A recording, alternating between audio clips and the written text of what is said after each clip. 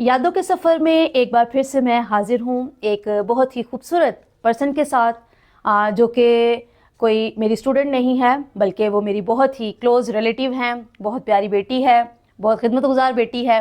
तो आज मैं जिसे मिलवाने जा रही हूँ वो है रेचल जॉनसन। रेचल, आज के हमारे यादों के सफ़र में आपको मैं वेलकम करती हूँ। आप अपना कुछ तारुफ करवा सकते हैं कि आपने अपनी जो अर्ली एजुकेशन है वो कहाँ से हासिल की? ठीक है, अपने बचपन के कुछ वाक़यात जो है वो आप हमारे साथ शेयर करें। मैंने जो अपना स्कूलिंग है वो मैंने सेंट पीटर्स हाई स्कूल से जो है वो मैंने किया। मैंने जो अपना मैट्रिक है वो कंप्लीट मैंने वहाँ से किया। वहाँ से मुझे बहुत चीज़ें सीखने के लिए मिली।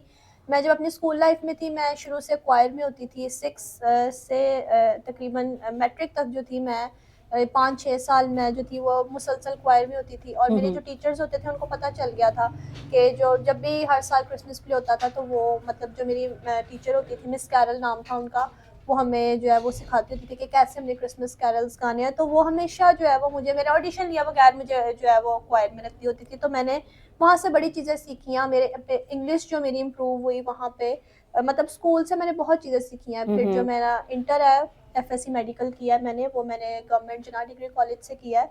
और बाय प्रोफेशन मैं एनेस्थेसियोलॉजिस्ट हूँ। सुपीरियर यूनिवर्सिटी से मैंने अपना बीएस कंप्लीट किया रिसेंटली अभी। Very good.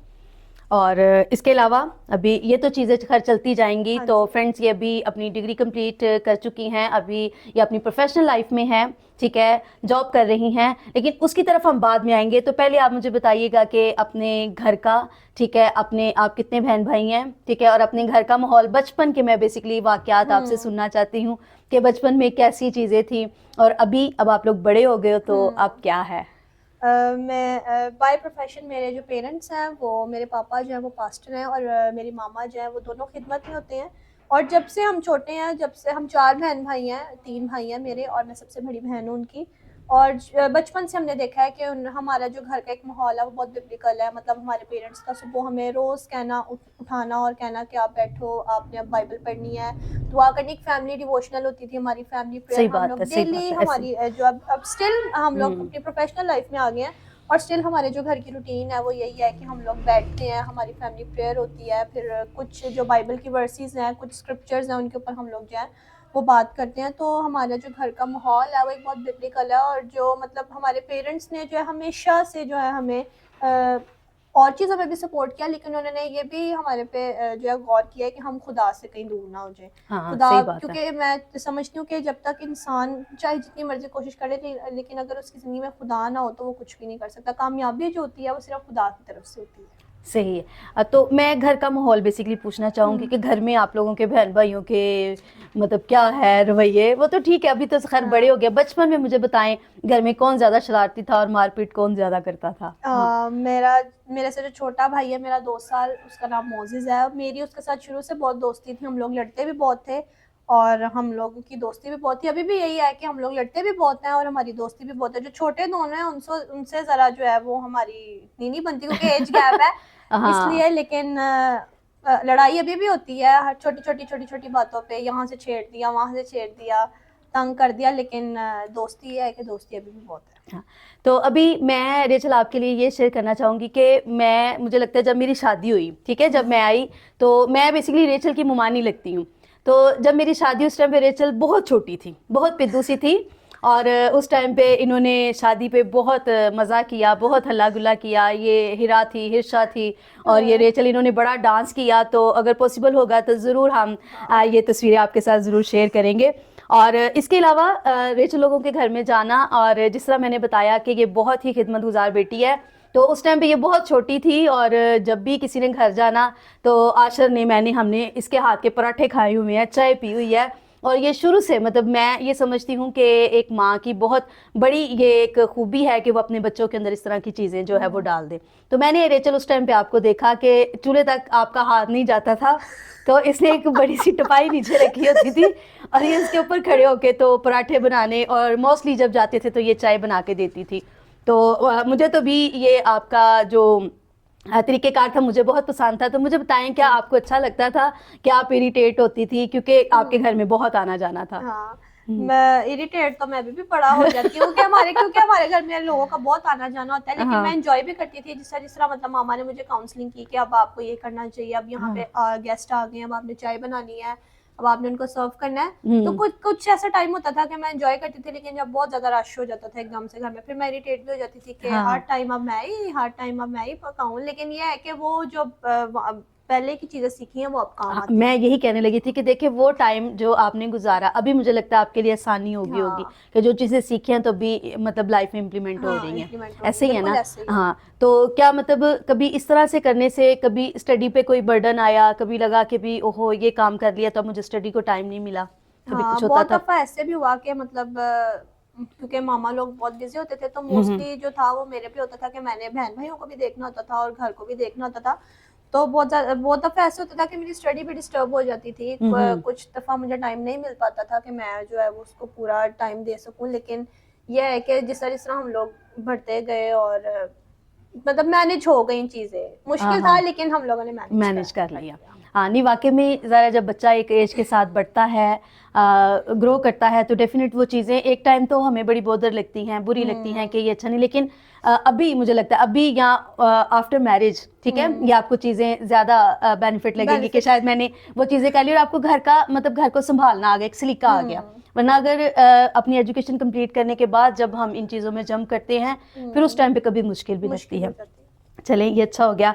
तो अभी रेचल मैं आपसे पूछूंगी कि चले स्टडी आपने कर ली जैसे मैंने पहले बताया, तो इसके अलावा आपकी कोई हॉबी, ठीक है, जिसमें आपको ज़्यादा क्रेज़ है कि मुझे इसकी तरफ बढ़ना चाहिए या? हाँ, हॉबी मेरी शुरू से यही है कि गाना। मुझे गाने का बचपन से बहुत शौक था। एक्सप्लोर तो खैर मैं समझती हूँ कि मेरे पेरेंट्स ने मुझे किया, कि मतलब खुदा की तरफ से मुझे आवाज़ मिली। एक्सप्लोर मैंने खुद कभी एक्सप्लोर नहीं किया कि मुझे खुदा की तरफ से आवाज़ मिली।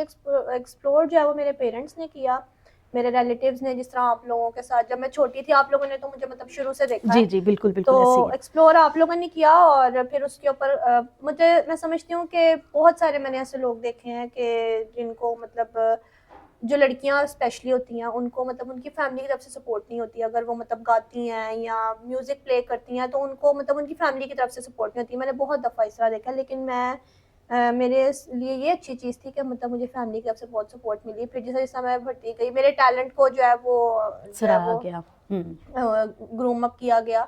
फिर गाना मैंने सीखा। मुझे बचपन से मैं गाती थी। फिर मैं क्वायर में, जिस तरह मैंने पहले भी शेयर किया कि स्कूल में जब थी तो मैं कैरल्स गाती थी, तो मैं शुरू से क्वायर में थी।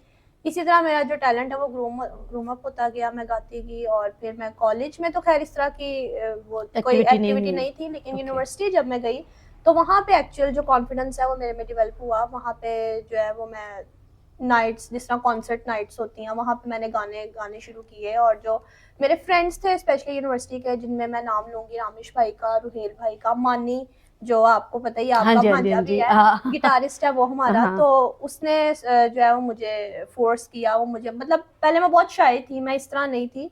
तो जो मेन मेरे में कॉन्फिडेंस आया वो इन सब की बदौलत है। मैं समझती हूँ कि अगर मैं मतलब इतना यहाँ पे आपके साथ बैठ के डिस्कशन कर रही हूँ या मैं गा रही हूँ, तो वो सबका एक जो है ना वो कंट्रीब्यूशन है। हाँ मैं बिल्कुल। अकेली कुछ भी ऐसा नहीं कर सकती थी। तो वो मतलब सब ने जो है मुझे बहुत पुशअप किया कि आप कर सकते हो, आप कर सकते हो। फिर वहाँ से मतलब शौक तो मुझे जिस तरह था शुरू से था।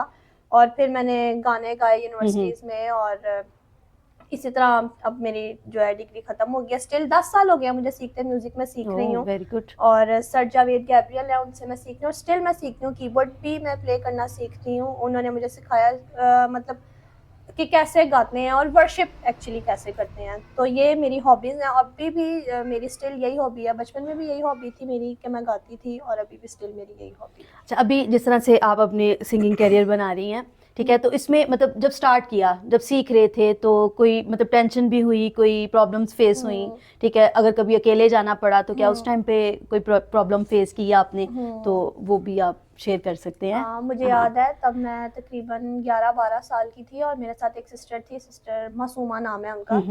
तो यहाँ पे गॉस्पल जो था वो प्रोग्राम था एक, उसमें गीत गाने थे, कंपटीशन था एक्चुअली। तो वो मेरे से एज में भी ज़्यादा थी, मैं तब एज में कम थी। तो खैर सर ने ही हमें प्रैक्टिस कराई। गीत हम लोगों ने गाया था ज़बूर मुझे याद है, हम लोगों ने गाना था, तड़के मैं तीनों ढूंढा यार अब मेरे खुद आया, तो उन्होंने हम दोनों को प्रैक्टिस कराई और हम दोनों गए, तो वो सिलेक्ट हो गई और मैं जो थी ना वो रिजेक्ट हो गई। रिजेक्ट हो गई। तो तब जो था वो मैं बड़ी डिस्करेज हो गई, बड़ी डिसहार्ट हो गई। फिर उनसे मैंने शेयर भी किया, तो उन्होंने मतलब मुझे बड़ा मोटिवेट किया। उन्होंने कहा ये तो अभी स्टार्टिंग है, अभी है। तो बड़ी चीजें आगे आएंगी, आपको बड़ा कुछ सीखने के लिए मिलेगा। और मैं समझती हूँ कि वो जो रिजेक्शन थी ना, वो रिजेक्शन ने जो है वो मुझे कॉन्फिडेंस दिया, और वो रिजेक्शन ने मुझे मोटिवेट किया कि मैं अपने आप को ग्रूम अप करूँ, अपने सिंगिंग को ग्रूम अप करूँ, ताकि मैं जो है वो लोगों के लिए एक अच्छा इम्पैक्ट लेके आ सकूँ। Very good. मैं वाकई रेचल इस चीज़ के लिए आपके लिए अप्रिशिएट करती हूँ, क्योंकि ऑलरेडी हम लोग अब ये सॉर्ट ऑफ पॉडकास्ट का एक सीरीज़ हमने बनाई है, तो बहुत से ऐसे बच्चे हैं, बच्चियाँ हैं जो मतलब मेरे साथ अटैच थे। आपको पता है कि एक बहुत बड़ा बैच मैंने ये है कि पढ़ाया है, लेकिन मोस्टली बच्चियाँ जो है वो कैमरे के सामने आने के लिए शाय हैं, कभी पेरेंट्स परमिशन नहीं देते हैं, भाई परमिशन नहीं देते हैं, और सबसे बड़ी बात कि अपने अंदर कॉन्फिडेंस नहीं है, उनको लगता है कि हम कैसे आके सामने फेस करेंगे। तो मैं इस चीज़ के लिए आपको अप्रिशिएट करती हूँ कि वाकई में जब हमने आपको देखना शुरू किया तो आपके अंदर इतनी मतलब कह लो कि वो नहीं थी, आप शाय थे, ज़्यादा बोलते नहीं थे, और मोस्टली मैंने देखा कि आप शनीला के पीछे पीछे ही मतलब रहते थे, कभी फ्रंट पेज पे नहीं हमने आपको देखा। लेकिन अभी जब सामने जब से आपने सिंगिंग करना शुरू की, तो वाकई में उस टाइम से पहले भी हमें पता था, क्योंकि आजकल मुझे बताते थे कि आपकी फैमिली बैकग्राउंड ना कि सभी गाने बजाने वाले हैं उसमें, तो डेफिनेट फैमिली का एक अच्छा इम्पैक्ट तो पड़ता ही है। तो लेकिन इतना पॉजिटिव फैक्ट आया, हाँ जी, तो वो वाकई ये पेरेंट्स की मैं समझती हूँ कि एक इंकरेजमेंट भी है कि आपके फादर आपके साथ खड़े होते हैं और वो बेसिकली आपको इनकरेज करते हैं, मदर इनकरेज करती हैं। और सबसे बड़ी बात कि भाई किसी टाइम पे भाई ही ऐसा करते हैं कि वो मतलब पाँव रख देते हैं कि नहीं जी, नहीं नहीं बहन है तो हम नहीं मतलब इसको आगे बढ़ने देंगे। तो मैं इस चीज़ के लिए आपको अप्रिशिएट। अच्छा, अभी रेचल स्टडी के हवाले से मैं एक और आपसे एक पर्सनल क्वेश्चन है ना, ये अक्सर जब हम मैट्रिक में होते हैं या 8th-9th में जैसे ही थोड़ा सा जंप करते हैं तो बच्चों को बहुत से सब्जेक्ट्स में मुश्किल पेश आती है ना, मतलब बायो बाज़ लोगों को जो है वो बायो मुश्किल लगती है, केमिस्ट्री होती है, और मोस्टली बच्चे कभी मैथ्स में जो है ना वो वीक होते हैं या इंटरेस्ट नहीं रखते, समझ नहीं आती। तो आपका कौन सा ऐसा मजमून था जो मतलब मेरे लिए जो सबसे मतलब मुझे मुश्किल सब्जेक्ट लगता था वो मैथ्स ही था। वो बड़ा ही मुझे कॉम्प्लिकेटेड लगता था। मतलब स्कूल में भी जब भी टीचर्स समझाते थे, वो बोर्ड पर उन्होंने समझा तो देना, लेकिन वो जब मैं वक्ती तौर पे मुझे ऐसा लगता था कि मैं ओके हूँ, कि मतलब मैंने ठीक है, मुझे समझ में आ गया। लेकिन जब वो मैंने घर में आकर उसको प्रैक्टिस करना, तो वो बिल्कुल ही मेरे ज़हन से स्किप हो जाता था सारा कुछ। तो फिर उसके लिए ये था कि मुझे समझ नहीं था आता था। फिर मामी से जो था वो मैंने हेल्प ली। मामी का मैथ्स बहुत अच्छा था, तो फिर मामी ने मुझे जो है वो 2 साल मैथ्स कराया 9th-10th में। मामी ने मेरी बहुत हेल्प की मैथ्स में, तो फिर जो है वो मैंने अच्छे ग्रेड्स लिए और पास हो गई थी।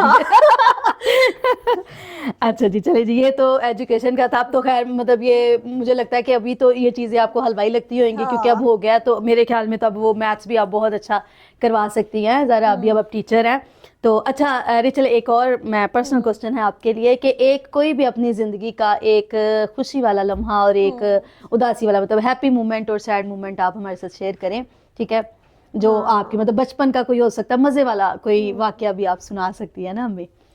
मेरा हैप्पी मोमेंट मुझे याद है, 2 साल पहले मैंने अलहमरा में ऑल म्यूज़िकल पाकिस्तान कॉन्फ्रेंस हुई थी, तो वहाँ पे मैंने फोक कैटेगरी में विन किया था।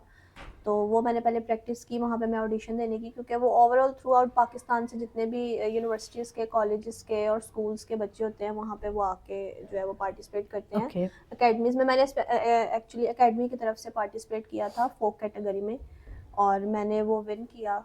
तो ये मतलब पहले तो जब मैं गई ऑडिशन देने, तो वहाँ पे जो भी आए वो इतना अच्छा गाए, तो मैंने मतलब मेरे पापा मेरे साथ ही बैठे थे, तो मैंने उनको कहा कि मुझे लगता है मेरा यहाँ पे कोई काम नहीं है, यहाँ पे तो बहुत अच्छे गाने वाले आ रहे हैं। तो खैर मैं बड़ी नर्वस थी, और फिर उन्होंने मुझे कहा कोई मसला नहीं, आप तैयारी करके आए हो तो आप अपना बेस्ट करो, देखते हैं क्या होता है। अच्छा, फिर ऐसे 3-4 बजे शाम के, तो अकेडमीज़ वाला जब शुरू हुआ तो मतलब मेरा नाम आया, उन्होंने मेरा नाम अनाउंस किया और उन्होंने कहा कि आप आ जाएं। तो खैर मैंने परफॉर्म किया, नर्वस थी, डरी हुई थी, पर मैंने परफॉर्म किया। उसके बाद उन्होंने कहा कि जो आपका रिजल्ट है ऑडिशन का, वो आपके जो हमारा पेज है उस पर आएगा, उसमें नाम आ जाएगा आपका, अगर आप सिलेक्ट हो गई हैं तो वहाँ पे मैंने नाम देखा अपना, तो 2-3 दिन बाद वो रिजल्ट आ गया और मैं सिलेक्ट हो गई। तो मतलब मेरी उस टाइम पे खुशी की कहानी थी, क्योंकि जितने वहाँ पे आ रहे थे वो बेहतरीन गाने वाले थे, और मैं मतलब एक जिस तरह मैंने पहले बताया कि मैं उनको सुन के तो मैंने कहा मेरा यहाँ पे कोई काम नहीं है, लेकिन खुदा की तरफ से खुदा मेरे साथ था, तो मैं सिलेक्ट हुई और फिर जब मैंने फाइनल में परफॉर्म किया तो मैंने किया। तो ये मेरी, मुझे लगता है कि मेरी अचीवमेंट थी, मेरी ज़िंदगी का हैप्पी मोमेंट था। ज़बरदस्त। और कोई सैड मोमेंट याद आया कि नहीं आया? चलो वो हम वो कंसीडर कर लेते हैं, भी जब आप रिजेक्ट हो गई और मासूमा सिलेक्ट हो हाँ, गई सिलेक्ट हो गई। हम हाँ, उसके तब मैं साथ वो बहुत कर छोटी लेते थी। हैं। हाँ जी। अच्छा रेचल, अभी मैं एक और चीज़ पूछूंगी। जैसे अभी तो आप टीचिंग कर रही हैं एलजीएस में, और एंथीसिया का आप कर चुकी हैं, डिग्री ऑलमोस्ट कंप्लीट हो गई आपकी। तो इसके अलावा अगर ये चीज़ें आप ना करते तो और कोई ड्रीम्स होते हैं ना इंसान के अंदर कि मैं ये करूँगा, या मेरा प्लान ये है, ठीक है, तो ये हो सकता है कि ये उसके बाद का टर्न ऑफ हो ना, तो कोई ड्रीम लाइफ का। अब ये जो आपने मेरे से सवाल किया ना, इसमें मेरा सैड मोमेंट भी आ जाता है। अच्छा चलें वो फिर भी ये मैं इसमें बता दूंगी। जी जी जी, जरूर जरूर जरूर। जब मतलब मैंने अपने कॉलेज के एग्जाम्स दिए तो रिजल्ट आया, तो मतलब मेरे मार्क्स कम थे। मैं ये नहीं कहूँगी कि मेरे बड़े मार्क्स थे, मेरे मार्क्स कम थे। तो मतलब मैंने, ओ भाई अब कोई नहीं पूछेगा मार्क्स कम है कि नहीं, अब आपकी डिग्री कंप्लीट है। कि हाँ मेरे मार्क्स कम थे। तो हाँ। जब मैंने एडमिशन लेना था, मतलब मेरा शुरू से मेरा ड्रीम था कि मैं जो डेफ एंड डम बच्चे होते हैं उनकी जो है वो टीचर बन सकूं। तो ओके। खैर मैंने पंजाब यूनिवर्सिटी में अप्लाई किया, 3 दफ़ा उन्होंने मेरा इंटरव्यू लिया और मैं तीनों दफ़ा इंटरव्यू में जो है वो मैं पास हो गई। लेकिन जब उन्होंने उन्होंने मेरी क्वालिफिकेशन देखी, उन्होंने कहा कि आपका इंटर जो है वो मेडिकल में, आपने एफएससी मेडिकल किया और आपका जो मैट्रिक है वो भी साइंस में है, तो हम आप जो है वो अप्लाई नहीं कर सकती, उसके लिए आपको दोबारा आर्ट्स करनी पड़ेगी।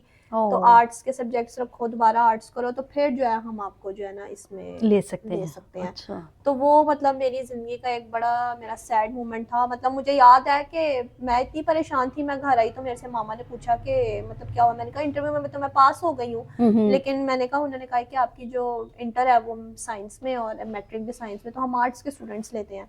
खैर 2 दिन मैं बड़ी परेशान रही, मतलब मैंने खाना भी नहीं खाया, चुप, मैं ना किसी से बात कर रही हूँ, बस ऐसे चुप करके मैं बैठी हूँ। हाँ, मैं बहुत परेशान हो गई। लेकिन उसके बाद जो है वो खुदा की तरफ से फिर मैंने, क्योंकि मुझे था कि मेरे साल ज़ाया हो जाएंगे, फिर मैंने एनेस्थीसिया में जो है वो मैंने अपना बीएस जो है वो स्टार्ट किया सुपीरियर यूनिवर्सिटी से। तो आज मेरी डिग्री जो है वो कंप्लीट, मैंने अपना बीएस कंप्लीट कर लिया। Very good, good job.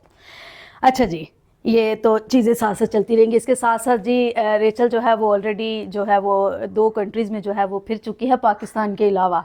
तो 2 कंट्रीज़ हैं जहाँ पे ये गई है, तो वो हम इसी के मुंह से सुनेंगे, कहाँ कहाँ पे गई और वहाँ का एक्सपीरियंस कैसा रहा, और पाकिस्तान से क्या चीज़ें डिफरेंट थी। हाँ, पहले मैं बताऊंगी कि दुबई में गई। 2 कंट्रीज पहले जो मैं दुबई कंट्री कौन गई, से ईयर में गए थे आप? दुबई हम लोग 2023 में गए थे। और ओके। वो हमारी फैमिली रिट्रीट थी। मतलब बहुत एक अच्छा एक्सपीरियंस था। मतलब पाकिस्तान से टोटली चीज़ें वहाँ पे डिफरेंट थी। पाकिस्तान में तो जिस तरह आप देखते ही हो किस तरह मतलब लोग एक दूसरे का, मतलब मैं देखती हूँ कि एनवायरनमेंट बहुत चेंज है वहाँ का और यहाँ का। मतलब पाकिस्तान में टांगे खींचने वाले हैं, आसान हाँ। लफ्जों में हम कह सकते हैं। हाँ ठीक है मैं आपकी उर्दू आसान करती हूँ। ओके आगे। जिस तरह हम लोग मतलब फैमिली रिट्रीट थी, हम सारे गए, मामू भी थे मेरे साथ, मामी भी थी, मेरे कजन्स थे साथ, हम लोग सारे गए और हमारी जो एक बड़ा हैप्पी मोमेंट था हमारा वो। और हम लोगों ने बड़ा एंजॉय किया। फ़र्क क्लासेस थी हमारे लिए, हमारी काउंसलिंग के लिए कि कैसे हम अपनी ज़िंदगी को और स्पिरिचुअलिटी की तरफ लेके जा सकते हैं। क्योंकि ऐसे जिस तरह हमने पहले बताया कि हमारा शुरू से बिब्लिकल कल्चर है फैमिली का, पापा मेरे पास्टर हैं, मेरे मामू भी पास्टर हैं। तो हमारी एक जो थी वो स्पिरिचुअल वो थी, काउंसलिंग थी हमारी, फ़र्क चीज़ों पे हमारी क्लास थी। तो वो भी जो एक हमने 1 हफ़्ता दुबई में गुजारा ना, वो बहुत अमेजिंग था और बड़ा अच्छा एक्सपीरियंस था। हाँ, और उसके बाद फिर जुलाई में अभी हम रिसेंटली बाली गए थे और वो भी हमारी एक्चुअली फैमिली रिट्रीट थी। बड़ा हमने एंजॉय किया और दुबई से बिल्कुल टोटली डिफरेंट एक्सपीरियंस था हमारा बाली का, क्योंकि बाली में जो कॉन्फ्रेंस थी उस पर 27 चर्चेज से 27 मुल्कों से लोग आए हुए थे और डिफरेंट लोगों के साथ मिलना, उनसे इंटरेक्ट करना, उनसे बात करना बड़ा अच्छा लगा। उन्होंने अपना एक्सपीरियंस शेयर किया, हमने अपना एक्सपीरियंस शेयर किया। और फिर मोस्टली वहाँ पे लोग हमसे ये पूछते थे कि पाकिस्तान में तो मतलब लोग अबाया पहनते हैं और आपने मतलब थोड़ा कैजुअल सा ड्रेसिंग की हुई है, तो मतलब कैसे हैं पाकिस्तान के हालात, उनको बताना, उनको ब्रीफ करना बड़ा अच्छा था। अच्छा। और मेन जो मुझे मतलब उनकी जो कॉन्फ्रेंस की चीज़ जो थी वो बेस्ट लगी, वो ये थी कि उनके जो गाने वाले थे वो बहुत प्रोफेशनल थे, उनकी जो वर्शिप थी वो बहुत अच्छी थी। मतलब 1 से 2 घंटे तकरीबन वो डेली जो भी हमारी कॉन्फ्रेंस जब स्टार्ट होती थी तो वो वर्शिप करते थे। और जो उनके सॉन्ग्स थे वो बहुत, उनकी सॉन्ग सिलेक्शन बहुत अच्छी थी और जिस तरह वो लोगों को एंगेज करते थे अपने साथ, वो मतलब जो है वो बड़े अच्छी बहुत चीज़ थी। अच्छा हाँ, था। और बहुत एंजॉय किया सबने। ज़रा बड़ा आपको अच्छा जो एक्सपीरियंस जिस था। चीज़ में मतलब आप इंटरेस्ट करती हैं, ठीक है, वही हाँ। चीज़ ज़रा आपको वो अच्छी लगेगी। हम्म। ठीक है, तो अभी रेचल आप बताएं, अभी फ्रेंड्स रिसेंटली जो है वो रेचल का एक गीत आया है, ठीक है, इसका एल्बम शायद लॉन्च हुआ है, तो उसके बारे में आप हमें बताएं, ठीक है, मेरे व्यूवर्स को बताएं, ठीक है, और अपने यूट्यूब चैनल का बताएं, ठीक है, जिस पे आपकी वीडियोस आ रही हैं, हाँ। ताकि ये भी जाएं और जाके आपको वहाँ पे देखें।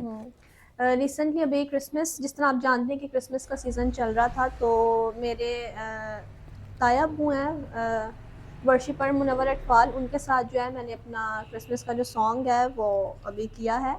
और सॉन्ग का नाम है चरनी में रंगो नूर की बरसात हो गई है। तो मेरी आप सबसे दरख्वास्त है कि आप उसको काइंडली सुने, और मेरा जो यूट्यूब चैनल है रेचल जॉनसन के नाम से, उसको आप उस पर जाके उस गीत को सुन सकते हैं, और टिकटॉक जो है उस पर भी आप सुन सकते हैं, इंस्टा पे भी फॉलो कर सकते हैं, ताकि ज़्यादा से ज़्यादा जो है लोग जो है इसको देख सकें। जी, मैंने इसको सुना है और बहुत ही खूबसूरत गीत है और बहुत खूबसूरत अंदाज में रेचल ने गाया है, तो मैं बेसिकली इनको अप्रिशिएट करना चाह रही थी, और इसलिए मैंने कहा कि आप आएँ, आके यहाँ पे आप हमारे साथ इस तरह से गपशप लगाएं, ताकि मेरे जो देखने वाले हैं उन तक आपका भी जो है ये पैगाम पहुँच सके। तो इसके अलावा रेचल के अंदर एक बहुत अच्छी खूबी, जो कि अभी कुछ दिन पहले ही मुझे पता चला, और ऑलरेडी ये मेरे व्लॉग में भी इसकी जो है वो एक स्टोरी आ जाएगी, तो रेचल इसके बारे में भी आप शेयर कर सकती हैं, ठीक है, और आप यंग जनरेशन के लिए, ठीक है, जो न्यू बच्चे हैं उनके लिए आप ये मैं समझती हूँ कि एक लेसन दे सकती हैं कि किस तरह से वो अपने बड़ों की, बच्चों की किस तरह से खिदमत कर सकते हैं। ज़रूरी नहीं कि सिर्फ हम अपनी फैमिलीज़ को बस पालते रहें कि जी बस जो हमारे पास हैं हम उनकी हेल्प करें, जो कहीं पे हमें नीडी नज़र आए किस तरह से हम उनकी हेल्प कर सकते हैं। जिस तरह आज भी मतलब चर्च में हम लोगों ने अपनी थैंक्स गिविंग दी, बुज़ुर्गों को हम लोगों ने जो है वो नाश्ता करवाया, तो मतलब ज़रूरी नहीं है कि हम जो खिदमत है वो एक ही तरह से की जाए, या चर्च मतलब दुआ कर ली जाए या लोगों को विज़िट कर लिया जाए। आप बहुत से ऐसे नीडी लोग हैं जिनके पास तकरीबन शायद डेली खाने के लिए भी नहीं होता। तो मेरा यंग जनरेशन से यही है कि अगर आप लोग चाहते हैं कि आप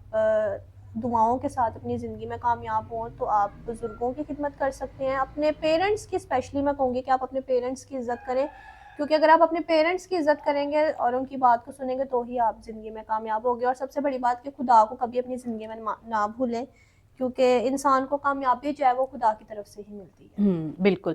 तो वाकई मैं मतलब इसके लिए खुश हूँ कि जिस तरह मैंने आज इसकी एक मतलब क्वालिटीज़ इसके अंदर बहुत ज़्यादा हैं, तो ये क्वालिटी जब आज मुझे पता चली तो मैं मतलब एक हैरान भी थी कि मतलब इस तरह का इसका मतलब कोई मैं समझती हूँ कि ऐसी पर्सनालिटी नहीं है कि हम देखें कि शायद वैसे ये देखने में बड़ी सख्त और इसका एटीट्यूड बहुत वो सख्त लगता है, तो लेकिन जब इस तरह की चीज़ें मतलब पता चलती हैं तो वाकई ही समझ आती है कि अब बच्चे बच्चे नहीं रहे बल्कि बड़े हो गए हैं, और इनके अंदर बहुत सारी ऐसी चीज़ें हैं, तो जो चीज़ें हम अपने माँ बाप को करते हुए देखते हैं अल्टीमेटली हम उसको अपनी लाइफ में जो है वो इम्प्लीमेंट करते हैं।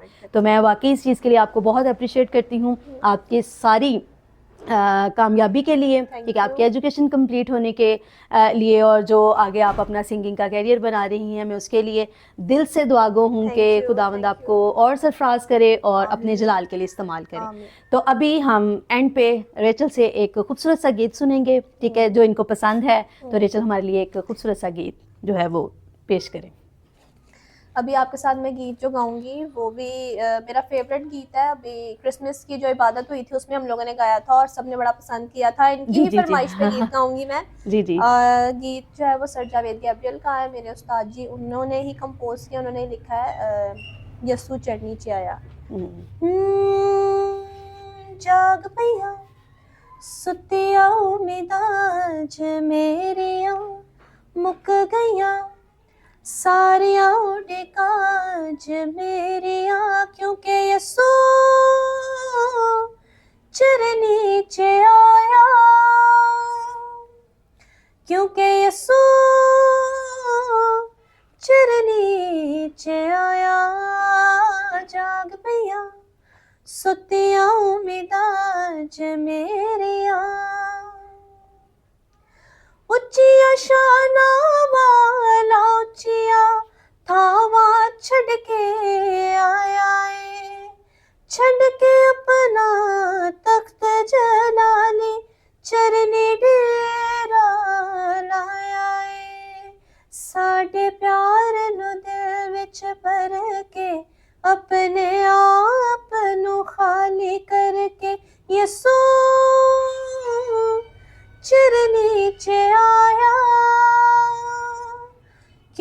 यसो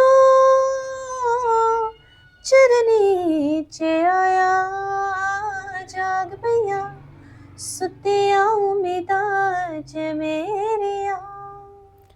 थैंक यू रेचल, बहुत खूबसूरत आवाज़। तो फ्रेंड्स, रेचल के चैनल का लिंक जो है वो मेरे डिस्क्रिप्शन में आपको मिल जाएगा, ज़रूर जाएं, जाके इनको फॉलो करें और भर भर कर कमेंट्स करें, अच्छे लाइक्स दें, ठीक है, और आप देखेंगे और दूसरों को भी ज़रूर शेयर करें। दोबारा मिलेंगे जी किसी और पर्सनालिटी के साथ, तब तक के लिए बाय। Okay, let's go.